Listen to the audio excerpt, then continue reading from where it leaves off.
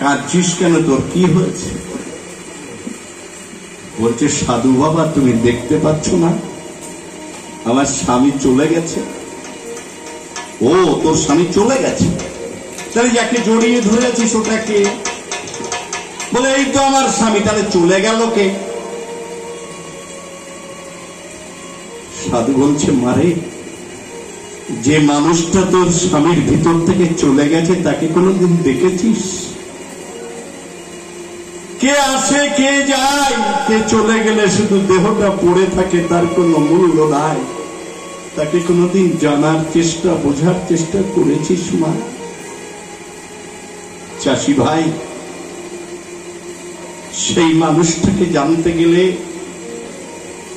সদ্গুরুর সৎ নামের বীজ এই দেহ জমিতে বপন করতে হয়। এই জমিটা চাষ করলে জমিতে প্রেমের ফসল ফলে। এই জমিতে যখন প্রেমের ফসল ফলবে, এই মুখ তখন প্রেমের কথা বলবে, এই হাত তখন প্রেমিকের সেবা করবে, এই পা তখন আপনাকে বহন করে মন্দির মসজিদে নিয়ে যাবে। এই জন্য দীক্ষার আমার আছে প্রয়োজন। বাবা, এই জন্য দীক্ষার আমার আছে প্রয়োজন। আমি তোমার কাছে দেখো বাবা বলিলাম এখন ভাগবতের একটা কথা মনে পড়ে গেল। অম্বারিশ রাজার ছেলে হরিবৎস ছিল। অম্বারিশ রাজা নিঃসন্তান, স্বামী স্ত্রী দিনরাত শুধু গোবিন্দকে ডাকছে, হে গোবিন্দ, কোনো কিছুর অভাব নাই, একটা সন্তান তুমি দাও। ভক্তের অধীনে ভগবান কি থাকতে তখন পারে? একটা পুত্র সন্তান পাঠিয়ে দিল অম্বারিশের ঘরে। সন্তান যখন জন্ম নেয়, স্বয়ং বিধাতা পুরুষ একটা খাতা হাতে সেখানে উদয় হয়। শাস্ত্রের কথা আমরা কেউ দেখতে পাই না। সন্তান জন্ম নেওয়া মাত্র বিধাতা পুরুষ তার খাতায় 10 বছর আয়ু লিখল। কিন্তু ভাগ্যক্রমে দাইমা সেদিন দেখেছিল। ভোর হয়েছে, রানীমার জ্ঞান ফিরেছে। দাইমা বলছো, মা, তোর সন্তানের মাত্র 10 বছর পরমায়ু। সন্তান ভূমিষ্ঠ হওয়ার পরে যদি কোনো মা শোনে আমার সন্তানের 10 বছর পরমায়ু, রানীমা বলছে, দাইমা, এই কথা জীবনে তুই কোনোদিন কাউকে বলবি না, আমার রাজাকেও না। এবার দিনে দিনে ছেলে লাগিল। 5 বছর যেদিন তার বয়স পূর্ণ হলো, বলছো, মা, আমি একটু লেখাপড়া শিখবো। মা বলছে, না না না না না, আমি তোকে বাড়িতে ব্যবস্থা করব। পাঠশালায় যাওয়ার দরকার নাই, বাড়িতে ব্যবস্থা করেছে, লেখাপড়া শিখছে। যেদিন 9 বছর বয়স পূর্ণ হলো, মা তো দিন গুনে যাচ্ছিল যে আমার হরিবৎসের 9 বছর পূর্ণ হয়ে যায়, ওর পরপারে যাবার সময় আর 1টা বছর রয়। সন্তান ছুটতে ছুটতে মায়ের কাছে এসেছে, মায়ের কোলে ঝাঁপিয়ে পড়েছে। মায়ের চোখের জল টপ টপ করে সন্তানের মাথায় পড়ছে। 9 বছরের বালক বলছো, মা, শুনেছি সাধুগুরু বৈষ্ণবের মুখে মায়ের চোখের জল সন্তানের শরীরে পড়লে অমঙ্গল হয়, তুমি কাঁদছো কেন মা? মা বলছে না, কেন আমি কান্না করি তোকে বলা যাবে না, আর যেন কোনোদিন তুই জিজ্ঞাসা করিস না। আমি তোমার একমাত্র সন্তান,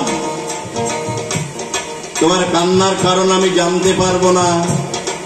আমি আজকে বলে যাচ্ছি, জীবনে যতদিন আমি থাকবো আর তোমার কাছে কোনোদিন আসবো না, তোমাকে মা বলেও ডাকবো না। সন্তান চলে যাচ্ছে, মা ছুটে গিয়ে সন্তানকে বুকে নিয়ে বলছে, বাবা কেন কান্না করি জানিস? আতুর ঘরে যেদিন জন্ম রে তুই নিলি, ওরে 10 বছর পরমায়ু সেদিন তুই পেলি। আজকে 9 বছর বাছারে তোর পূর্ণ হয়ে গেল, তোর পরপারের যাবার সময় আর 1টা বছর রইল।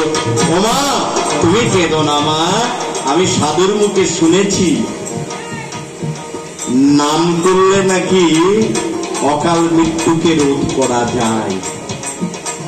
বাবাকে বলে বাড়ির মধ্যে একটা হরিবাসর বানিয়ে দাও, চতুর্দিকে তুলসী বৃক্ষ রোপণ করে দাও, তার ভিতরে দিবানিশি কৃষ্ণ গুণ গাইব।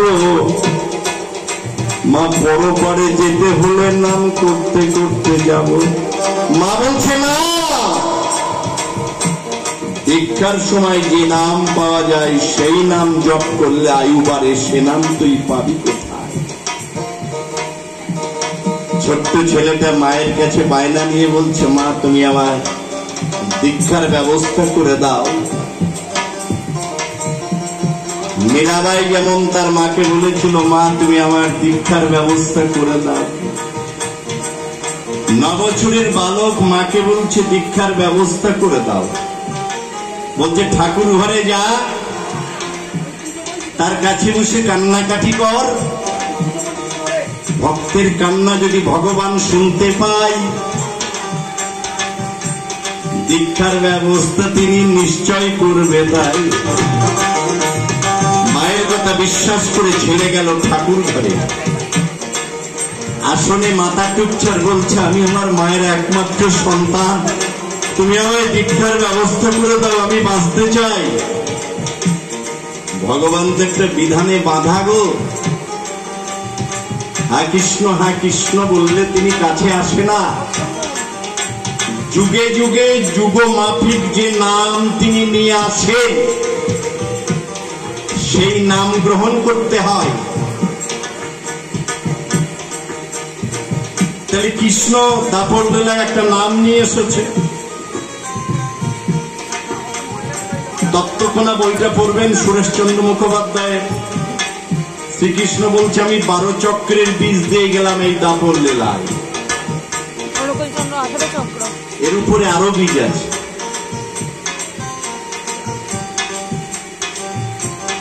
কৃষ্ণ যেতে পারছে না, নারদকে বলছে, নারদ তুমি আমার কথা নাও, রাজা অম্বারীশের ঠাকুর ঘরে গিয়ে আমার ভক্ত পাথরে মাথা টুকছে, তাকে তুমি দীক্ষা দাও। মহানামৃতের ভাগবতে প্রমাণ আছে, শ্রীকৃষ্ণ বলছে আমার 7 জন ঋত্বিক, বৃহস্পতি, অগস্ত্য, পুলস্ত্য, বশিষ্ঠ, ব্যাসদেব, নারদ। এই নারদ ছিলেন 7 জনের মধ্যে আচার্য। ঠাকুর অনুকূল চন্দ্রের জগতে ঋত্বিক আচার্য ছিলেন কৃষ্ণ প্রসন্ন ভট্টাচার্য। নারদ মুনি তাড়াতাড়ি অমনি চলে গেল। রাজায় অম্বারীশের বাড়ি গিয়ে হাজির আমার হলো। ভক্তকে ডেকে আমার কাছে বসাই, সেই গোপন মন্ত্রটা তার কর্ণে দিয়ে দেয়।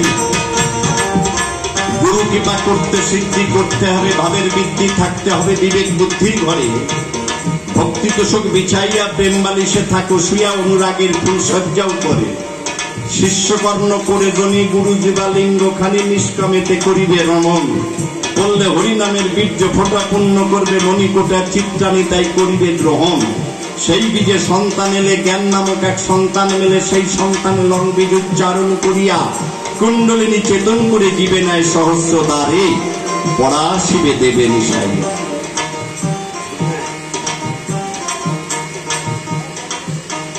দীক্ষা দিয়ে নারদ মুনি অগ্নি চলে যায়। এবার হরিবৎস বসে বসে নাম জপ করে। তাই 12 বছর পূর্ণ হতে একটু বাকি ছিল। অনাদি রাদি আমার গোবিন্দ সে ভালো, রেগে গিয়ে তার ভক্তকে, তার সন্তানকে বুকে তুলে নিয়েছে। তাহলে এখন কি দাঁড়ালো? নাম আর নামই মিশে গেল। বোঝা যাচ্ছে? আপনি দীক্ষা নিয়েছেন, নাম জপ করছেন, যদি নাম আর নামই মিশে যায়, সাধকের কোনো বাহ্যিক কামনা বাসনা থাকবে না। পাশে ঢোল বাজলে, কাশি বাজলে, মাইক বাজলেও শোনা যাবে না, যদি নামের সাথে সে অ্যাডজাস্ট হয়ে যায়। এটা যদি ধরে রাখতে পারে, সাধক যদি এই জগতে থাকতে পারে, রাসপঞ্চধ্যায় যে কথাটা লেখা আছে, প্রথমে এখানে একটা শোষো আওয়াজ উঠবে এই আজ্ঞা চক্রে, কখনো লাল কখনো নীল বিভিন্ন কালারের জ্যোতি দেখতে পাবেন। এরপরেও যদি সাধক ধরে রাখতে পারে না, কোন কুণ্ডলিনী থেকে সহস্রার পর্যন্ত একটা তরল পদার্থ সুষমা নারীর ভিতর দিয়ে একবার উপরে যাবে, একবার নিচে যাবে। ঠাকুর বলেন এটা হচ্ছে যমুনার উজান বাওয়া। এরপরেও যদি সাধক ধরে রাখতে পারে, ভিতরে যে অনাহত নাদ প্রতিনিয়ত ধ্বনিত হচ্ছে, সেই শব্দ কিন্তু সাধক শুনতে পারে। পরম দয়াল বললেন এটাই হচ্ছে শ্রীকৃষ্ণের বংশীর ধ্বনি। রাধারানী সাধনার ভিতর দিয়ে এই বংশীর ধ্বনি শুনতেন। বোঝো গেল কোথায়? না না, আমার পার্টনার গেল কোথায়? তোর জায়গায় বেড়াই বটে, কাণ্ড জ্ঞান নাই। ওর মামা শ্বশুর দেখে বলে প্রণাম ভাইরা ভাই।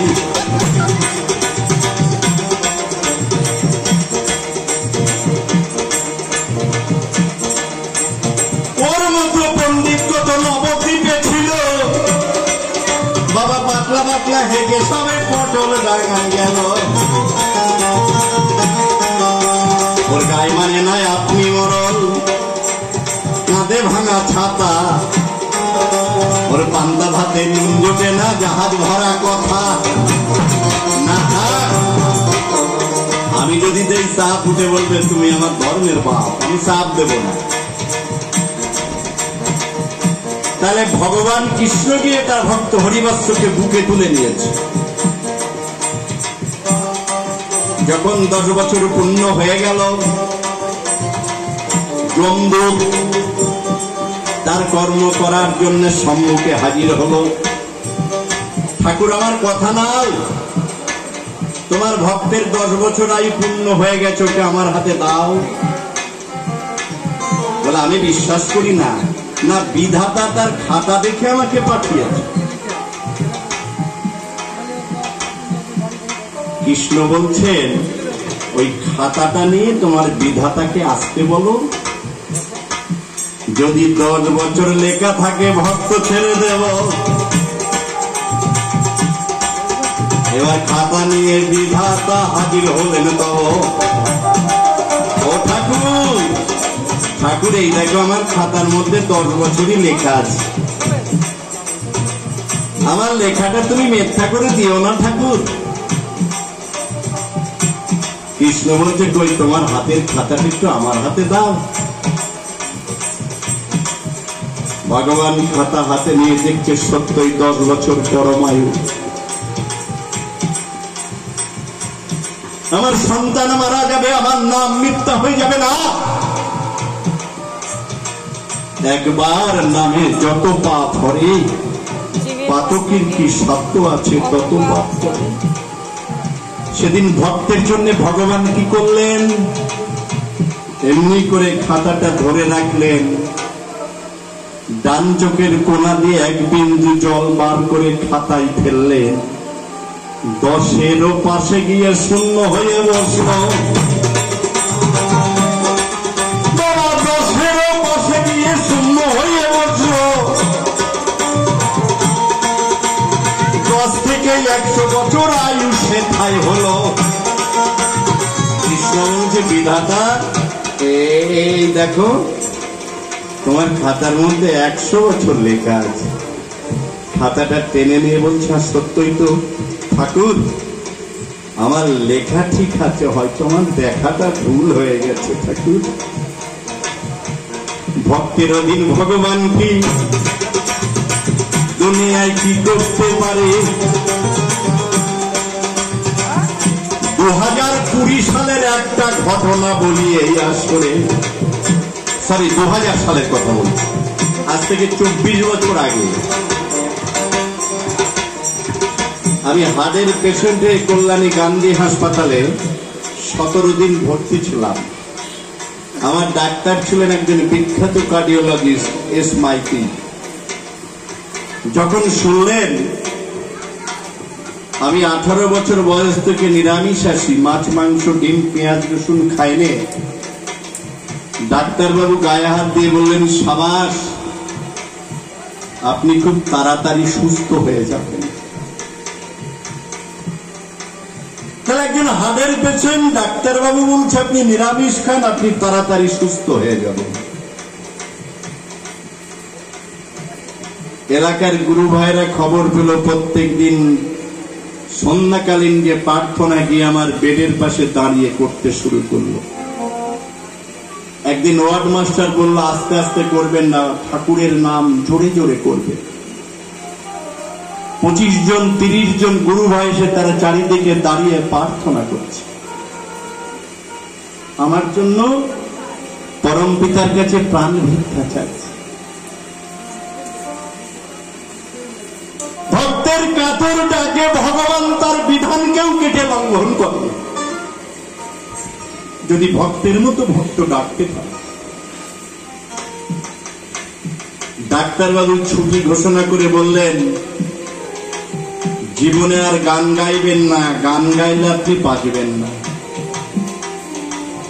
সিঁড়ি ভেঙে ছাদে উঠবেন না, ভারী বোঝা তুলবেন না, দৌড়াদৌড়ি করবেন না, আর গানটা ছেড়ে দেবেন। সুস্থ হয়ে কাঁদতে কাঁদতে বাড়ি এলাম। মা বলে কাঁদিস কেন? আমি বললাম ডাক্তারবাবু এই কথা বলেছে, তুই দেওঘরে যা, আচার্যদেব আছে, শ্রী শ্রী দাদা, বর্তমান যিনি আচার্যদেব তার পিতা, প্রণাম করতে গেলে কাছে ডেকে নিতেন হাত ইশারা করে। যেদিন হসপিটাল থেকে বাড়ি এসছি তার পরের দিন চলে গেছি দেওঘরে। ভোরের প্রার্থনার পরে যখন দাদা বসেছে আমি গিয়ে প্রণাম করলাম দাদার কাছে। দাদা এমনি করে ডেকে তার কাছে নিয়েছে। বল 17 দিন হাসপাতালে ভর্তি ছিলাম। ও আমি জানি। বলছে আমি জানি। ডাক্তারবাবু কি বলেছে বল? চোখ দিয়ে টস টস করে জল। ডাক্তারবাবু গান গাইতে নিষেধ করে দিয়েছে। পাশে আছে অজিত গাঙ্গুলি। অজিত দাও কি কয়?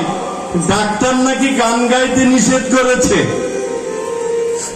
এই পরম পিতার কথা যারা বলে, পরম পিতাকে মাথায় নিয়ে যারা চলে তারা মরে নাকি? নিজের বুকে টোকা দিচ্ছে আর বলছে আমি বলছি আরো বেশি করে গান গালি যা। এই 24 বছর বয়সে, মানে 24 বছরে 2000 থেকে এই জায়গাটার জন্য একটা 2 টাকা দামের ট্যাবলেটও আজও কিনে খাইনি। বছরে না গেলেও 200 নাইট প্রোগ্রাম করতে হয়, 200 নাইট কম করে। তারপরে তো বাড়ি থাকলে প্রত্যেক দিন সৎসঙ্গ, ঠাকুরের বিভিন্ন দায় দায়িত্ব। চিকিৎসা বিজ্ঞান যেখানে শেষ, ঠাকুর অনুকূল চন্দ্র সেখানে করেছে প্রবেশ। অজস্র দেখো আমার প্রমাণ আছে। তাই যার একটা প্রমাণ দিয়ে গেলাম ভাগবতের পাতায়। 10 থেকে 100 বছর আয়ু আমার হলো। অম্বারিষি রাজার ছেলে হরিবস্ত্র ভালো, দীক্ষা না নিলে কি হয়? আপনি খাওয়া দাওয়া করলেন, একটু থালাতে একটু জল গুলিয়ে নিলে হয়, তাহলে আপনি মাজতে যান কেন? করে বিভিন্ন কেমিক্যাল দিয়ে থালা বাসন গুলো মাজেন কেন? তাহলে দৈনন্দিন সাধন ভজন করা দেহটাকে মাজতে হয়। ভোরবেলা উঠছি, প্রার্থনা করছি, ঠাকুরের নাম করছি, থানকুনি খাচ্ছি, মাকে বাবাকে প্রণাম করছি। মা বাবা নাই, তার প্রতিকৃতিতে প্রণাম করছি। কেন করছি? আমি করলে আমার ছেলে, আমার নাতি নাতনি গুলো করবে বলে। এই যে বড়র প্রতি শ্রদ্ধা নতি, ছোটর প্রতি স্নেহ, যেই হারালি অমনি রে তোর রইল না আর কেহ। এটা ঠাকুরকে ধরে মাগো বুঝতে পারলাম, তাই এর আগে প্রণামটাই আমি জানতাম নাই। যাক, 1 নম্বর প্রশ্নমালা মিটে মাঠে গেল। আর একটা চেয়ারে দিকে ফাঁকায় আছে ভালো, বসলে অসুবিধা হবে? যদি অসুবিধা না হয় বসেন না। আপনি দাঁড়িয়ে আছেন, সারাদিন পরিশ্রম করেছেন, আমার খুব কষ্ট হচ্ছে, কারণ আপনারা ভক্ত মানুষ। আপনিও পারলে এখানে এসে বসেন।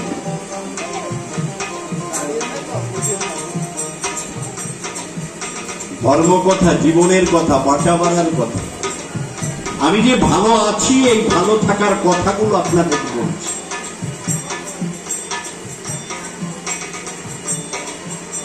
সকালবেলা সবাই হাঁটছে, ডাক্তারবাবু বলছে একটু মর্নিং ওয়াক করুন, বসে থাকলে ব্যথা বেড়ে যাবে। আপনি দিনে দুবেলা 40 সেকেন্ড করে পদ্মাসন করুন। সারা জীবন আপনি মাঠে উঁচু হয়ে পায়খানা করবেন, কোমর লাগবে না। তা করবেন না। 102 কেজি ওজন, এখনো আমি নিচেই পায়খানা করি, মানে মাঠে নয়, নিচেই যে উঁচু হয়ে পায়খানা। আর ছেলে 32 বছর, সে কোমরে যায়, তার নাকি ব্যথা। সে প্রেসারের ট্যাবলেট খায়, আমার 66, আমার লাগে না। এখন একটু একটু করে সে দীক্ষা নিয়েছে, খুব ছোট্ট বয়স। সে মাতৃগর্ভে থেকে নিরামিষ আসে, সংস্কারটা ঠিক আছে। সেই জন্য পুরুষোত্তম আছেন যখন, সব গুরুরই সার্থকতা। তাকে ধরলে আসে না গুরু ত্যাগের ভিন্ন কথা। বলে গেছে, গুরু থুয়ে গোবিন্দ ভজে, সে পাপী নরকে মজে। যুগ পুরুষোত্তম যখন ধরার বুকে নেমে আসে, তাকে গ্রহণ না করাই গুরু থুয়ে গোবিন্দ ভজে।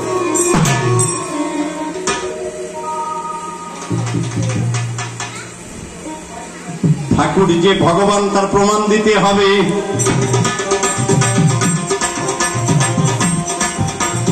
ঠাকুর যে ভগবান, তার প্রমাণ দিতে হবে। বাড়ি গিয়ে চৈতন্য ভাগবতটা দেখবেন, কি লেখা আছে? 302 আর 3, এই দুটো পাতা পড়ে। মহাপ্রভু যখন সন্ন্যাস নেবে,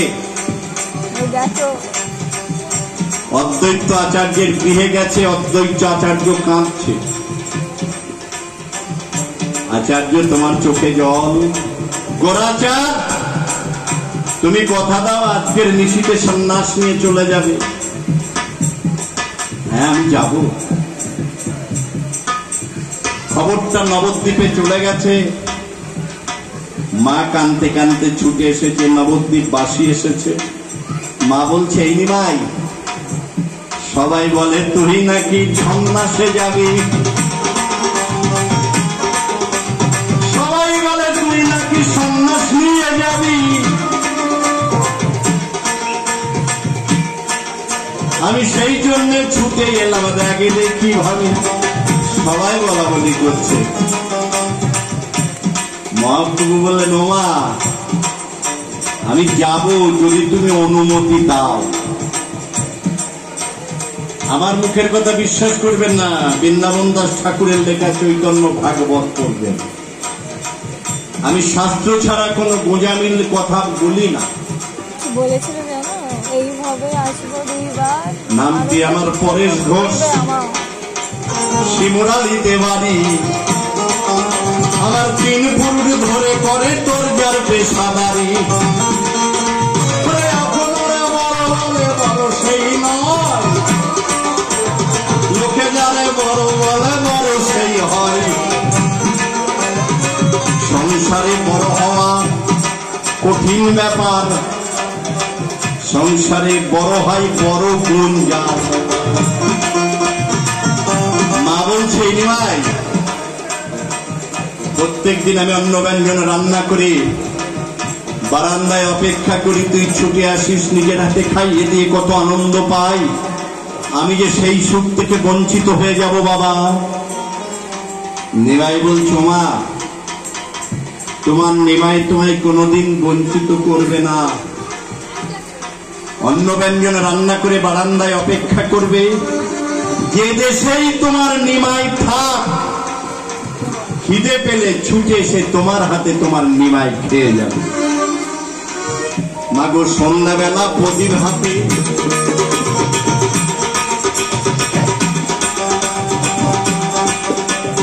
সন্ধ্যাবেলা প্রদীপ হাতে তুলসী তলায় যাবা, মন্দিরের পিছনে তাকালে তুমি আবার আমাকেও দেখতে পাবা।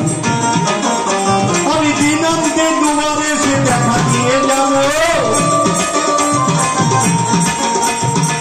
মা বলে, তোরে আর বাধা নাই দেব।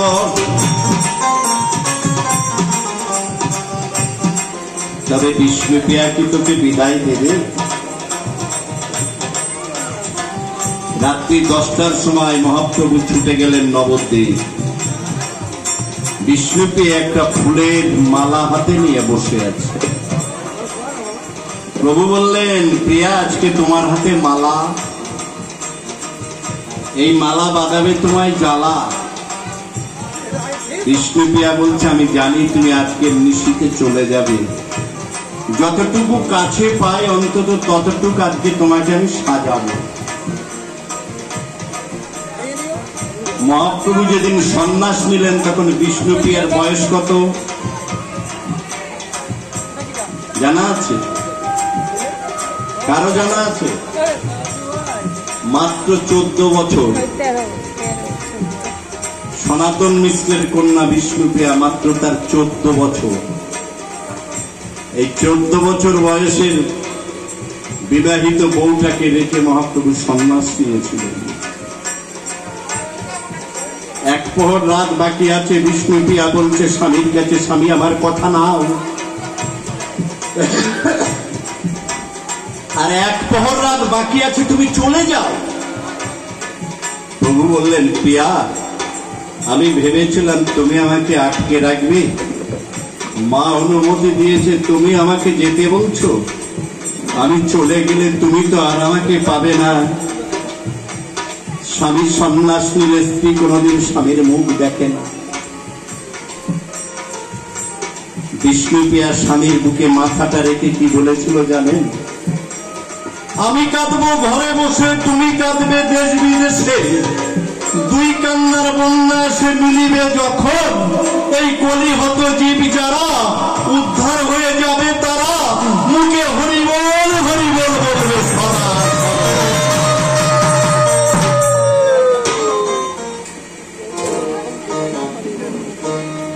তাহলে কি জোর করে প্রভু গিয়েছিলেন না বিদায় দিয়েছিলেন?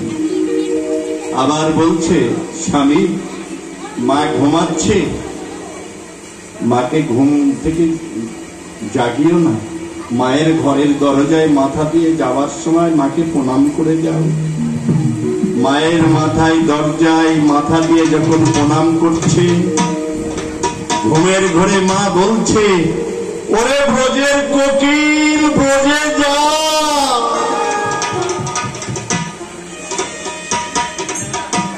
সেই জন্য চাষি আমি তোমারে জানাই, বাজে কথা যেন তুমি বলতে শোনাই। মানব জীবনে শিক্ষা কেন নিতে হয়, আমি তোমার কাছে সংক্ষেপে ভুলে গেলাম তাই।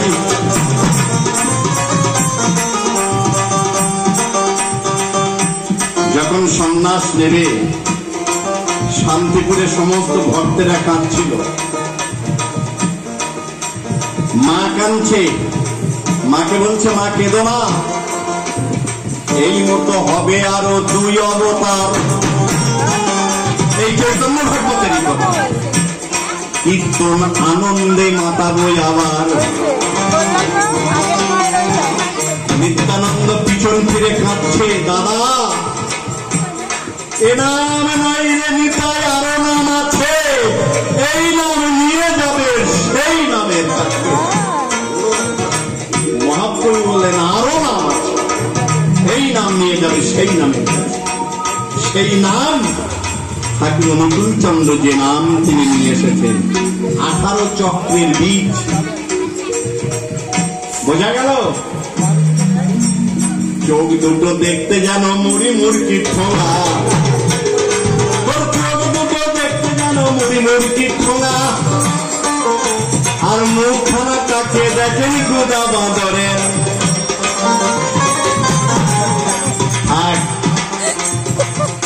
আর কি প্রশ্ন আছে? আমি সবগুলো মিলিয়ে মিলিয়ে একসাথে করে করে দিলাম, আর একটা মারাত্মক প্রশ্ন বাকি আছে। বলেন তো কি? তাড়াতাড়ি বলেন, নাহলে ফাঁকি দিয়ে দেব। সে কি? ওমা, আপনার তো মনে থাকা দরকার। মহাপ্রভু মায়ের মাথায় লাথি মেরেছিল। বাবা একটা গান গায়, তারপরে এই প্রশ্নের জবাব।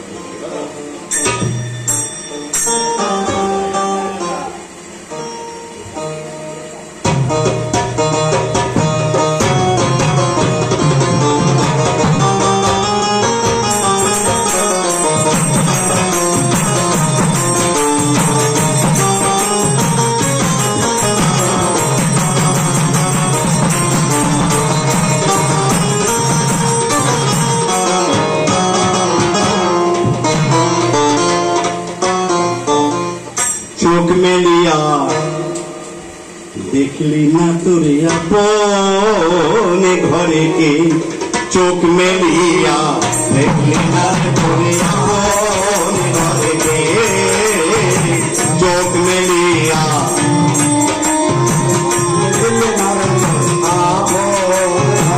যে ঘরে বসবাস করিস মনুয়া, যে ঘরে বসবাস করিস মনুয়া, কত না জাগে মুখের মনুয়া, চোখ মেলিয়া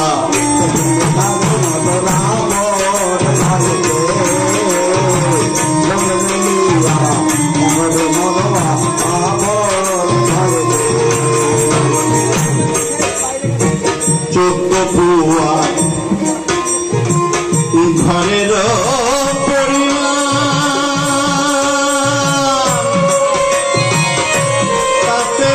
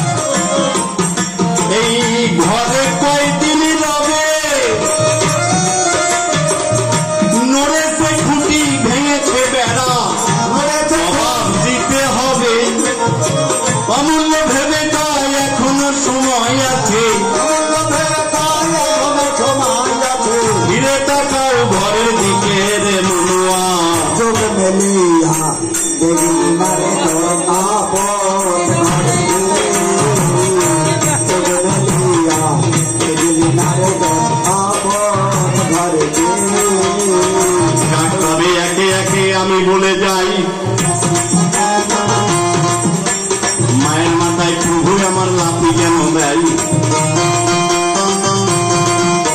তবে মায়ের মাথায় মহাপ্রভু লাথি মেরেছে, এই ভাষাটা মুখে উচ্চারণ করুন।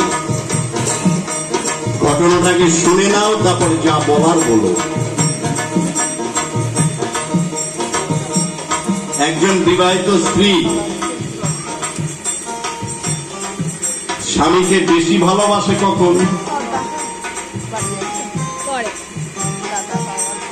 তার শালাকে যদি বেশি আদর যত্ন করে, বউ দেখবেন স্বামীকে ভালোবাসে, তাই না বলেন?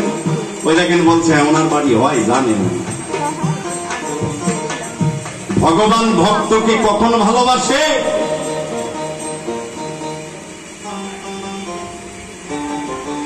যে ভক্ত বৈষ্ণবকে ভালোবাসে, বিষ্ণু জানাতিতে বৈষ্ণব, বৈষ্ণবকে আদর যত্ন করে, এমন মানুষকে ভগবান ভালোবাসে। যাক,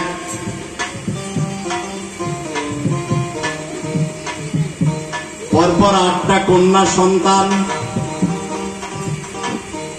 সচী দেবীর গর্ভে জন্ম নিল। এক এক করে সবাই আমার দেখো চলে গেল। 7ম গর্ভে লোকে বিশ্বম্বর, 7ম গর্ভে এলো বিশ্বম্বর, তারপরে এলো মহাপ্রভু। দাদা সন্ন্যাস নিয়ে চলে গেল। এরপরে ওই মিশ্র বাড়িতে কোনো বৈষ্ণব আসলে মা সতী দেবী দূর দূর করে গালিগালাজ দিয়ে তাড়িয়ে দিত।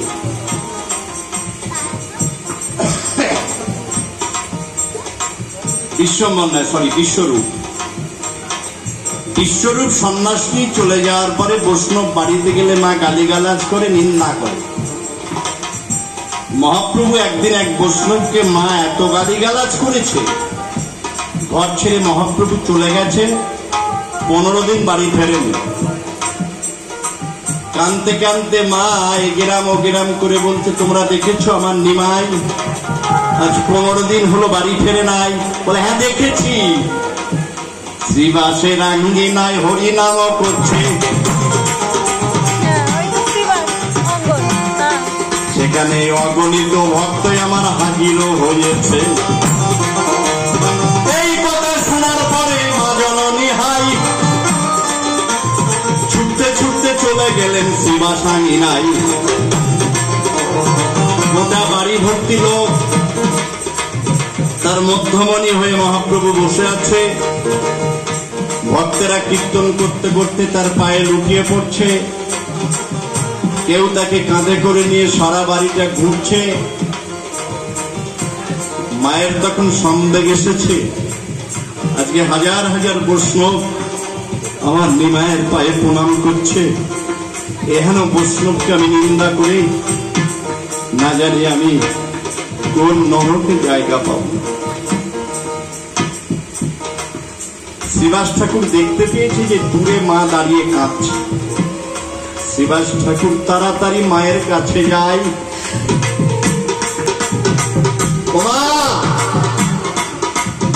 ওই দেখো বসে আছে তোমার নিমাই, চলো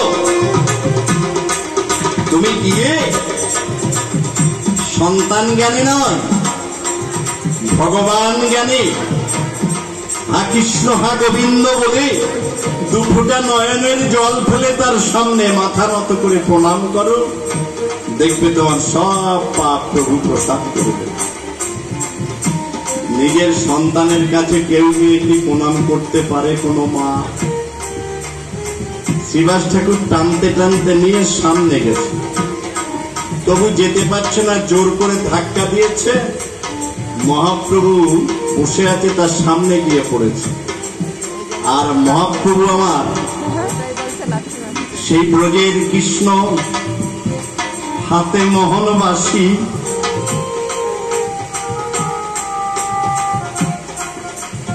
কত ভাবে তার কথা কবিতায় প্রকাশিত।